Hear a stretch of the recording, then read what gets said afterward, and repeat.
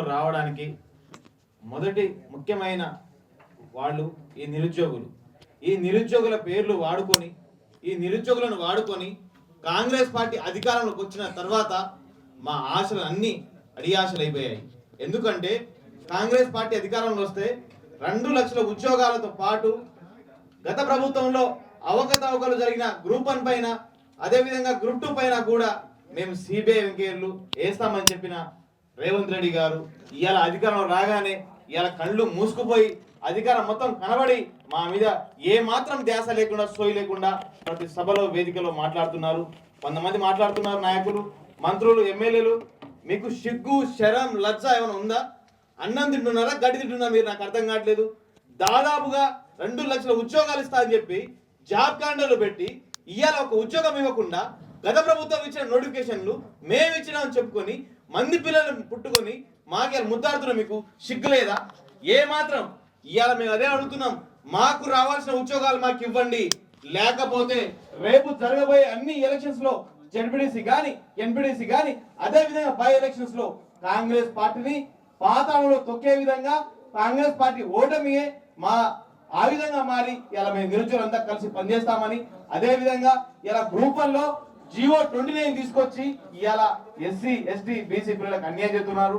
ఇవాళ మా బట్టి విక్రమారావు గారు ఇలా మేము జాబ్ క్యాలెండర్ ఇంప్లిమెంట్ చేస్తున్నామని చెప్పేసి Telangana public service commission meeting చెప్తున్నారు. మీకు మీ అన్నకు ఉద్యోగాలు సరిపోతాయా? మాకు ఉద్యోగాలు రాకూడదా? మీ అన్న ఎంపీ, నువ్వు మంత్రి, ఎమ్మెల్యేలు, మీ ఇంట్లో ఏ అధికారం, అన్ని అధికారులు ఉన్నాయి. మీకు 10% ఏ పని చేయాలనుకున్నా కూడా మీకు 10% కావాలంటున్నారు. కానీ మేము అట్లా అడుగుతున్నామే. మాకు రావాల్సిన ఉద్యోగాలు 2 లక్షల ఉద్యోగాలు ఇస్తా అని చెప్పిన తర్వాత ఇలా రాహుల్ గాంధీ గారిని ఇలా ఢిల్లీ నుంచి గల్లీ తీసుకొచ్చి ఇలా చిక్కడపల్లి లైబ్రరీ వేదిక మీద మీరు మాట్లాడిపించారు. ఏమని?